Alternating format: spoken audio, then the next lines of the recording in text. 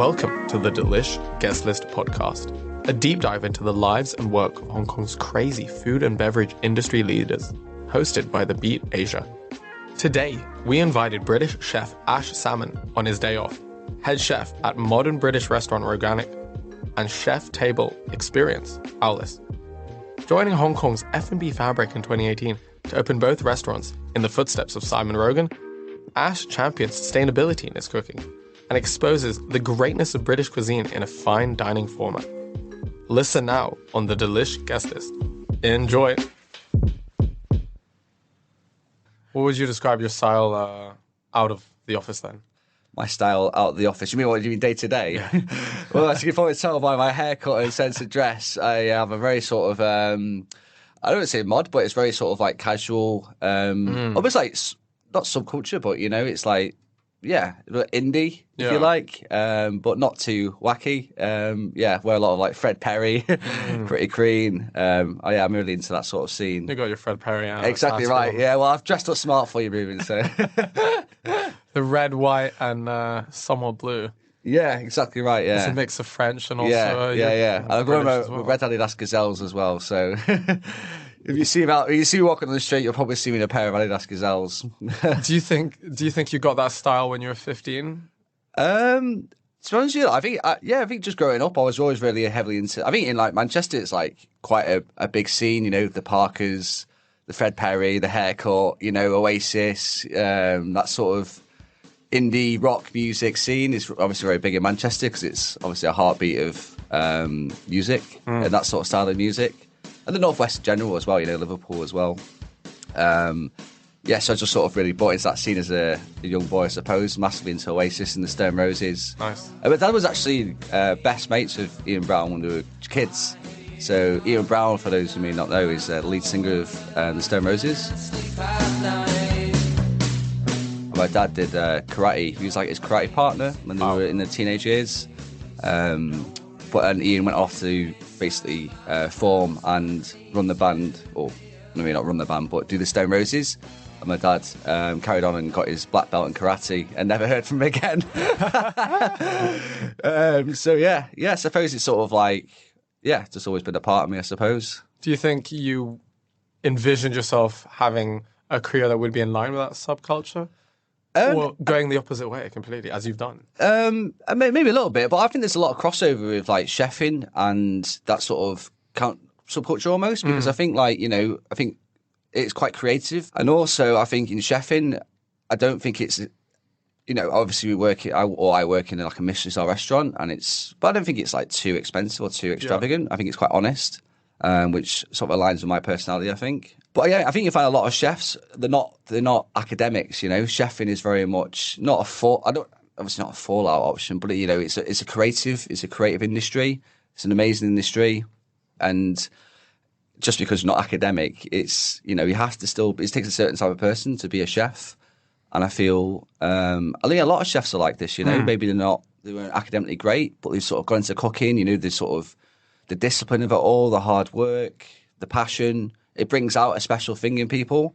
I feel like maybe, hopefully did it with me. I wouldn't say it's completely the opposite. I think you find in a lot of kitchens, that a lot of people are a little bit subculture or don't quite fit into the mainstreams of society, if you like. Because it's interesting. Prior you came to Hong Kong in 2018, the modern British and French restaurants that you worked around, Manchester, Liverpool, Cumbria, there's more Michelin Star restaurants in the north beyond London than there are in London.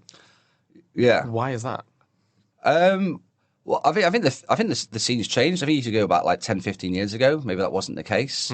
But I think, when I started cooking, you had to go to London. You had to go to London to work. You're not, say you had to, but it was like a big thing because this is before, I'm going to sound old now, this is before like social media was really big. Obviously, Gordon Ramsay was the main man and still is in a lot of ways. Big fan of Gordon Ramsay.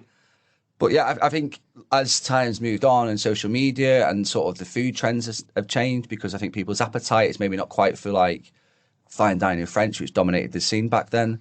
It's not moved on, but it's evolved. There's so many more variety of restaurants available now. And I think that sort of local, we've sort of rediscovered our food heritage, if you like, like the foraging of ingredients, the wild ingredients, the artisan suppliers. I think things like this have just evolved over the past 10, 15 years. And then, thankfully, you see that reflected in the amount of quality restaurants outside of London. As, the Northwest, you could look at Wales, Birmingham. The Northeast now there's a few amazing restaurants there. So, yeah, I mean, it's great for Britain, I suppose. It's the food. The food's definitely evolved, and yeah, there's more variety, a rich cultural heritage. It's obviously had a big influence on the food. So beyond the concrete city of London and heading up north to England, where it's a bit more green, you're in the forests. When you had the inkling and I guess the relationship building with Simon Rogan, who has formed this international partnership of Roganic in the UK and Hong Kong as well, do you want to bring that art of foraging and art of, well, taking from the flora and fauna of our world and bring that into cooking in Hong Kong? Obviously, I think that was the idea from the offset. Is obviously try and establish, like an urban restaurant in a city like Hong Kong, which is obviously not renowned for its. I mean, I don't want to offend anyone, but it's not exactly renowned for its farm-to-table food. I think that was probably the attraction of it. I think Simon's one of those chefs who always looks to do something different, or maybe something that's challenging. We're in Causeway Bay. We're not in Central. We're in, essentially a mall, which I know a lot of restaurants kind of are. For Hong Kong, it's quite normal. But yeah, we're not in sort of that pristine location, if you like, even though we're in an amazing location, which in a way it kind of works to our advantage a little bit. But yeah, I suppose that was always the plan.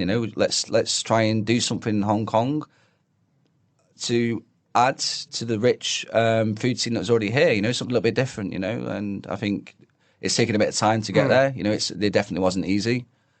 Being in a different country, different language, different culture, trying to forge those relationships with suppliers. Yeah, it took time. It took time. But I'd like to think we're getting there. Obviously, as normal, we've still got things we want to improve and get better, and that's normal and natural. It's healthy. But yeah, I feel like we're getting there, and hopefully we've contributed to the Hong Kong food scene in this past few years in a positive manner. To flash forward 5 years and jump to earlier this year in the eve of both the Michelin Guide ceremony in Macau to award some of the best restaurants in our twin cities, as well as the 5-year anniversaries with Roganic. You earned your first Green Star with Roganic and you retained your 1 Michelin star. What does that mean for the growth of this, I'd say, small but growing industry? Well, I mean, obviously it's great for the PR point of view. It's the Michelin Guide obviously is well renowned, and having these awards and restaurants here doing this sort of thing I think it can only be good for Hong Kong. So yeah, I mean, long may it continue. Let's hope it gets into people's consciousness a little bit. The importance of sustainable eating or lifestyle, so to speak. Obviously, no one's perfect. I'm definitely not perfect by any stretch. But yeah, I mean, we just try and promote what the farmers are doing in Hong Kong. The amazing work that Zero Food Asia have been doing. We work very closely with Farmhouse Productions, Chun Ling. A few James from Life Greens, who gets a lot of produce from Taiwan as well. Works with lots of different organic farmers in Taiwan, which I suppose is good for us all year, because in Hong Kong, obviously, we don't really have too many seasons. It's very hot in the summer, very humid. It's very hard to get the sort of produce we would use as a British restaurant. So, of course, we look a little bit sort of further afield. So it's great to have these connections with organic farmers in neighbouring countries and cities, So, yeah, I mean, fingers crossed we can just keep doing what we're doing, and hopefully add our little bit of, contribution to the Hong Kong food scene. Yeah. Can you explain to a layman the differences between Roganic and Aulis, that approach to farm to fork or farm to table? Yeah, so Roganic and Aulis, essentially like a farm to fork ethos restaurant. Even though I don't like to use the buzzwords, but I suppose we just take great organic produce, local produce where possible. But if it isn't obviously local, we look further afield, but obviously with the right suppliers, making sure the quality is there from its source.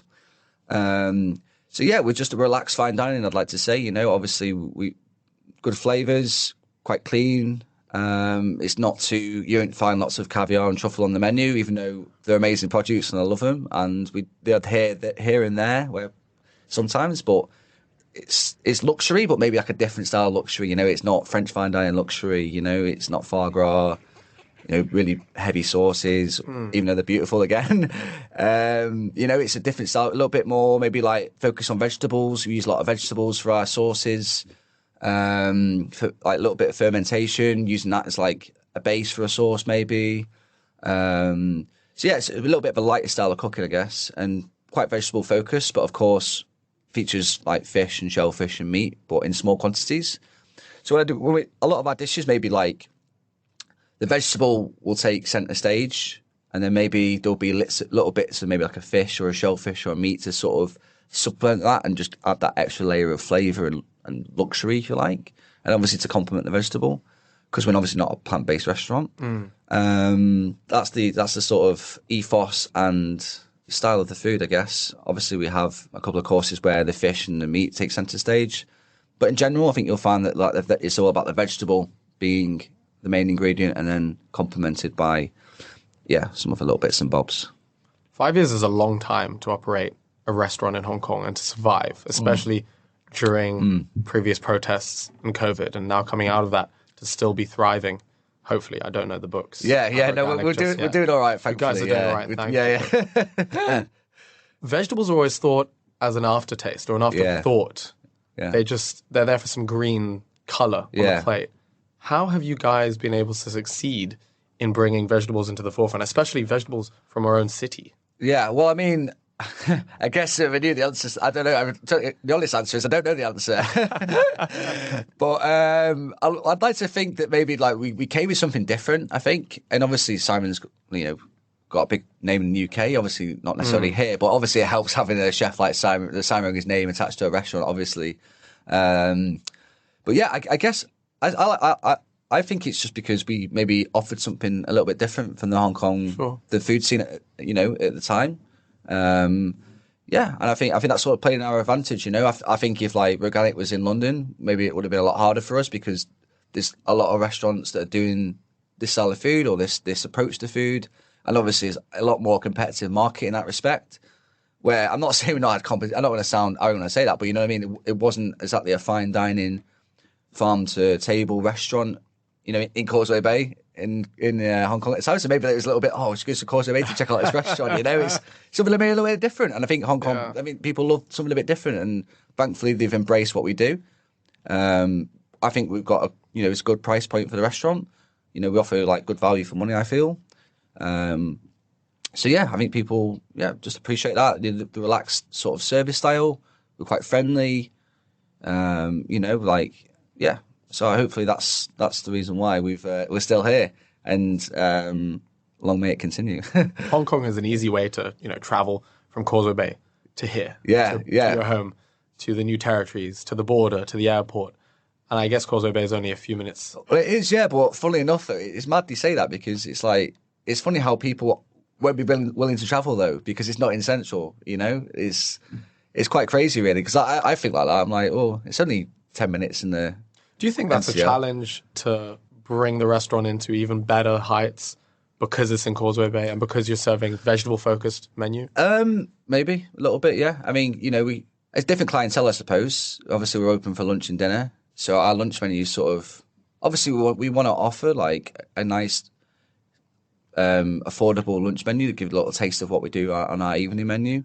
But we can't start charging $800 for a lunch menu, and because we're in Causeway Bay, the foot traffic, it's very shopping sort of, like a little bit touristy now again. We can't bring those sort of business people in per se, so I suppose in that respect, obviously we need to. It's like any restaurant, you have to cater to your market and be clever with like what you offer. Obviously, stick to your guns. You don't want to chop and change what you do completely, but you need to know your market as well, I think. And I think we'd probably do that anyway if we were in Central. Obviously, maybe like a little bit more expensive or whatever, but I don't think it'd be too much different. But yeah, maybe a little bit. With the approach staying the same to deliver this farm to fork philosophy in the service, in the plating and the menu, in the offerings itself, what are the real challenges to source locally, and why aren't other restaurants doing it? It's probably that the amount of produce you can get, because obviously a lot of the farms we work with are quite small scale. They're not like these big, big massive farms with all the equipment, all the gadgets. Like a lot of the farms, they're not as if they've got loads of funding as well. Which is a big shame, really. So so I suppose it's getting the amount of produce. We probably take it all. No, I'm joking. I mean, maybe there's a French restaurant, they want to use French produce, and that's fine. That's absolutely fine. That's what they do, and we want to source locally where possible. And obviously, it comes with its challenges. Obviously, it's not like always consistency of the produce. Sometimes can be challenging. Not. I don't mean that in a bad way, but it's not like when you deal with organic, it's not everything's not grown to. A carrot's not always grown to 5 centimeters, and if it's not 5 centimeters, it's not sent to you. We get carrots that could be like 2 centimeters or 10 centimeters, like thicker, wide, or you know what I mean. That's just an example, but we love the challenge, and it's what our ethos and what we believe in. So we just crack on with it, Hey everyone, I'm Natsuki Arita, the editor of the Delish Guestlist podcast. Just dropping in to tell you that we are published by the Beat.Asia, the fastest growing regional publication for F&B news, event coverage, nightlife happenings, culture, and more. Find us at thebeat.asia to feel the pulse of Hong Kong and Asia. Let's get back to Ash. Do you think it's fair to call Aulis and Roganic strictly modern British? There's French technique, there's Japanese, then you're also using a bulk of, like you said, Hong Kong produce. Yeah, I mean, I would say, I suppose we are a modern British restaurant, I suppose. Yeah, obviously the food has Simon's identity, and I think, what is modern British? I think modern British has influences from all over, like, it's a very kind of big can of worms, modern British food.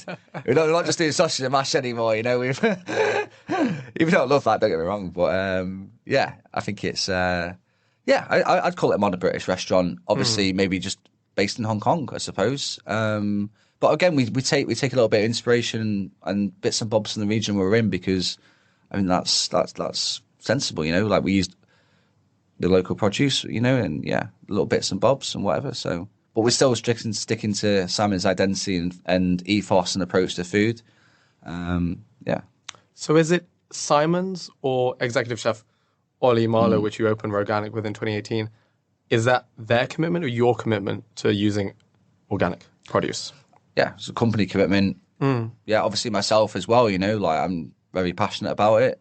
I love working with like small scale artisan suppliers and just supporting the local people where in the city I call home, so I think that's important, like to me, and without trying to sound whatever, but it is important to me. I want to sort of contribute and try and support the local community. It's important to me as a chef and a person. So what does Roganic do on the sustainability front in Hong Kong? At the restaurant, obviously, we have we compost all our food waste, which obviously we pay for, which is we compost like things like the coffee grounds. Again, we have the Evogrow cabinets in the restaurant, so we do use some local suppliers as well. For little bits and bobs, but we grow a lot of the little micro shoots for the restaurant in-house. We've got the little Cena rooftop farm that grows lots of little herbs for us. Mainly used on the bar. We don't use too much in the kitchen because we've got things already, but the bar uses like little mints and things, lemon verbena and little bits and bobs like that. Again, I think it's just supporting the local organic artisan suppliers. Yeah, so that's sort of our approach, and that's what we've been recognised for. So, yeah. Leading the game for 5 years and in this specific niche of sustainable farm to fork, using local suppliers where other Hong Kong restaurants aren't embracing as much of that philosophy, how can you push them to do that? I mean, I suppose it's not really my job or responsibility. I don't really want to push the restaurants to do something they're not doing. I think each restaurant's entitled to be what they want to be. That's the beauty of restaurants. We don't. But I think all good restaurants, I think, have an element of sustainability about them, because good restaurants, good chefs use great produce and they use great artisan suppliers, and I think that's the key issue here. I think, obviously, we have the tag for being sustainable, which is great for our approach, but that's our approach, you know. And I don't think every restaurant has to do that. I think every restaurant's entitled to do their own thing, you know. Tell me more about the composting at Roganic. So basically what they take all our sort of anything that's organic matter, if you like, basically goes in our food compost bin and gets taken every night to their sort of compost depot, and then gets broken down into obviously soil and whatnot, and then gets distributed out to like local farms and things like that.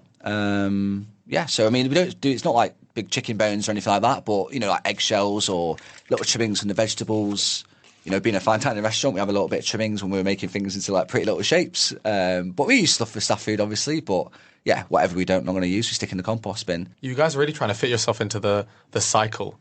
You're sourcing locally, then you're also bringing that compost locally, and it really does take out those carbon emissions. Yeah, exactly. Yeah, a little bit like a full circle. So I think it's important, and obviously, I don't know if it's really that common in Hong Kong. Maybe it is, maybe it isn't. I'm not too sure, which is obviously a big shame because you think about all the food waste you get in restaurants, you know. And I obviously can't say the name of the place, but you know, the amount of times maybe in the supermarket late at night and you see them like throwing all the produce in the bin, the plastic packaging. It's like, I mean, I don't want to sound all high horsey, but it's hard to watch and it's hard to stomach, and yeah, it's not good. And it needs to change. The food industry, it needs a bit of a shake up. Yeah. What's keeping you in Hong Kong? What's so sticky about the city? Well, I mean, it's an amazing city, isn't it? I mean, it's like, you know, everything about it really. Like, you know, the weather. What I love about Hong Kong, it's like you could be in the city in 1 minute, and like 10 minutes you're at the beach, or you can go to a little island, you know, have a little walk around, be in nature, clear your head. You know, it's just a great place to live. You know, and obviously, like the weather's great, food's great. Very vibrant, buzzy. The F&B industry here is absolutely, really, really cool. I love being a part of it, and hopefully, adding something cool to it. And yeah, everyone's just really friendly, you know, and it's like it's like a nice community, you know. It's quite small and tight knit, you know. I think everyone sort of knows each other, which is pretty nice. You know, you go into a restaurant, say hello, have a little drink, catch up. Yeah, it's a nice place to work and live. Yeah. I think people here are like really sort of resilient as well. You know, I like the people. The people, obviously, as well, is sort of, It's the people that make a place. Exactly right. Yeah. And It's a city with a town feel, but not as small as Warrington. No. No, absolutely not. So that's why you've left the town of 250,000. You've come to the city of 8 million. Yeah, well, I'm actually from a village near Warrington as well, so it's even smaller. Oh so it's like, but I've worked in cities, and you know, I worked in London for a few years. Obviously Manchester, near Liverpool, and then I came actually did a pop up with Simon a couple of years ago at Yan, you know, Kirk Westaway.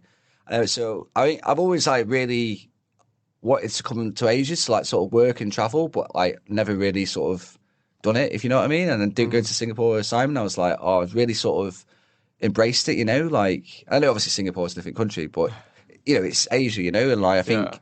When the opportunity to come over to Hong Kong with Simon, I was like, and he asked me if I was interested. I was like, absolutely, you know, like, I just, you know, I love the food, the culture, like, it's something different, you know, like, it's going to Europe is like, obviously it's different, but Asia's like completely different kettle of fish, you know, and I like to think I'm someone who can adapt to my surroundings and challenge myself in that way, you know, whether it's maybe like different style of restaurant or whatever, like, I feel like going to Asia and like really sort of embracing it. And yeah, I had that little bit of long clume, you know, and that's why I love working with Simon. And I sort of went up and, you know, saw his food, his approach, you know, the cooking, the restaurant, the farm, everything like that. It's like really inspiring. I really like embraced it, you know, and I feel like coming to Asia and doing it would be like, just embrace a new challenge. And I think, love it. So God forbid you were living in Singapore for 5 years. Thank God you're in Hong Kong for Oh, thank you very much. Yeah. No, I prefer Hong Kong. How's your French?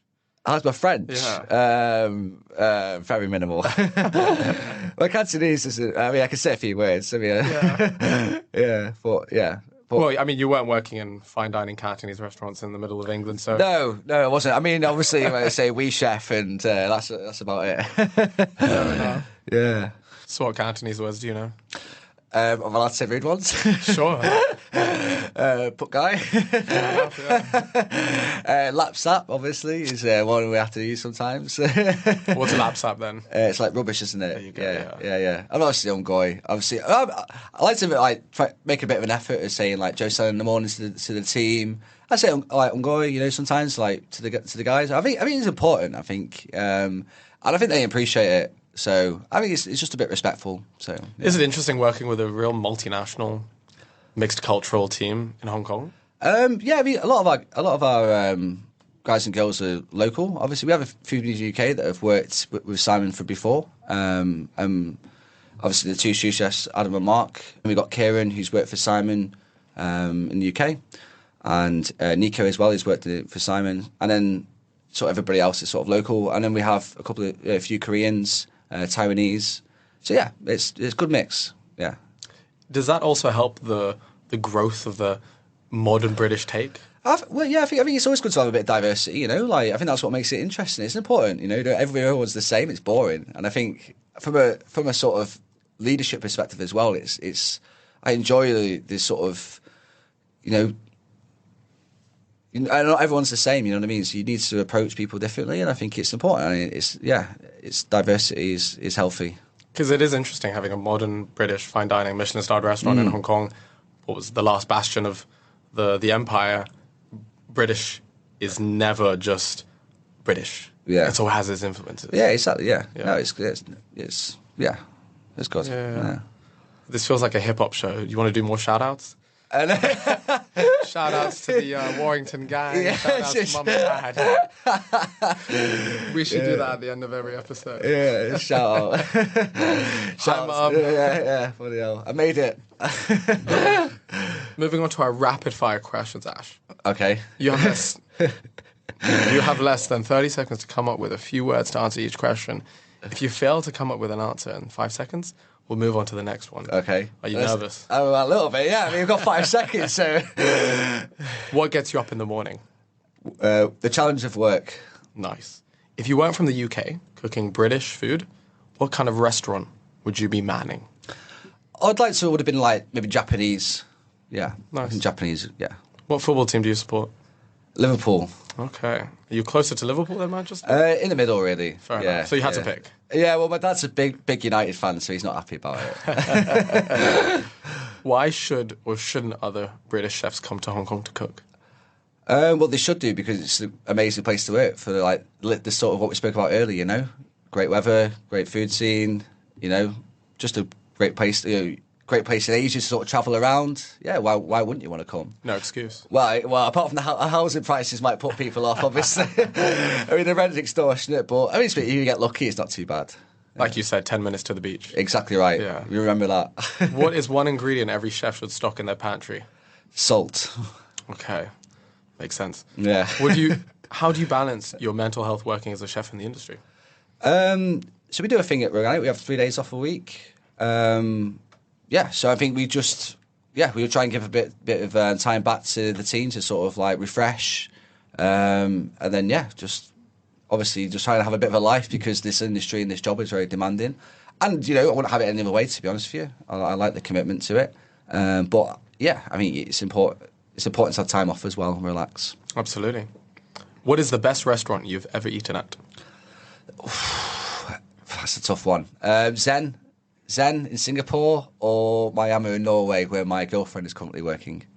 3 Michelin Star, correct? It is correct, yeah. It's an amazing restaurant. How long has she been there for? So she's been there for about 5 months. She was at Roganic for a couple of years with us. And I think, she's wanted to go off and get some new experience. She obviously, what of a better restaurant than Miami, so... Yeah, really proud of her. Shout out to TJ, another shout out. There we go. What do you do on your days off? Read a book. Nice. Go to the beach, watch some Netflix, eat some food, the usual stuff. Where's your favourite beach? My favourite beach, I like Lama. Lama's cool. I know it's a bit like I'm not really one for I don't know all the secret beaches, but it's just easy. It's a nice little island. Go and have a beer. Yeah. Fair enough. What are you reading right now?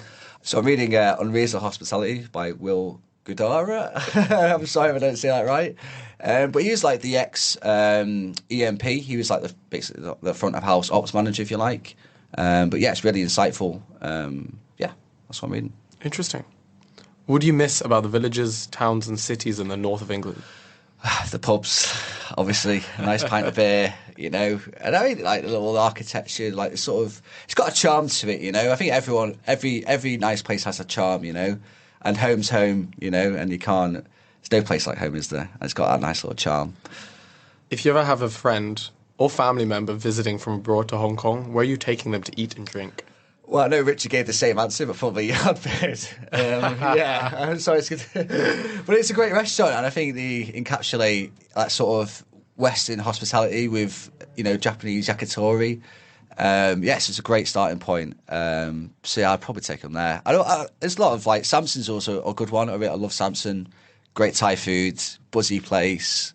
Yeah, Never disappoints. no, it never disappoints. You're quite right. Where are you travelling to next?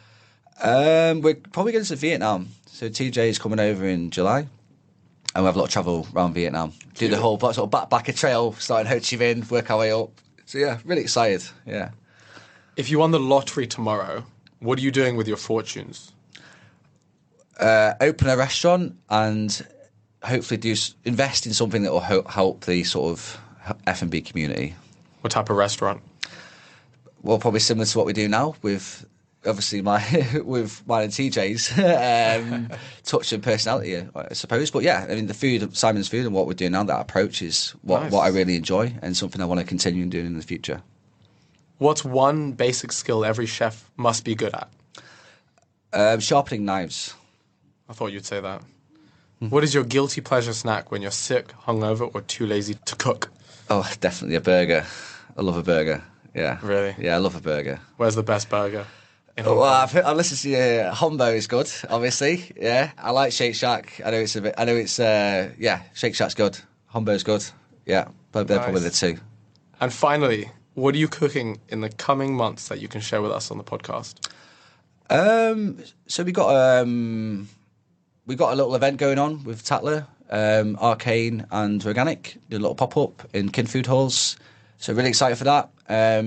Mitchie's coming over from Restaurant Coney in 2 Michelin Star in Tokyo. That's happening on the 10th of June and the 11th of June. So that's really exciting. Obviously, yeah, really excited to work for him. I love his food. Yeah, so that's what we've got going on. Nice. Yeah. When are you off to Vietnam then? Remind me again. July. So Ooh. I think like the sort of last 2 weeks of July. I think it's going to be rainy season, isn't it? So Hot and steamy. Yeah. So that's not great, but yeah. I ate my heart out. I think I went about 4 weeks ago. Okay. Oh, Ho Chi Yeah. Minh is just food. Yeah, I'll have to get some recommendations. Yeah, Won't I? absolutely. Yeah. I spent $400. That was it. Hong Kong. Yeah, no, it's crazy. It's almost a little bit like embarrassing in a way, you know. It's like oh god, I feel like I should be paid more.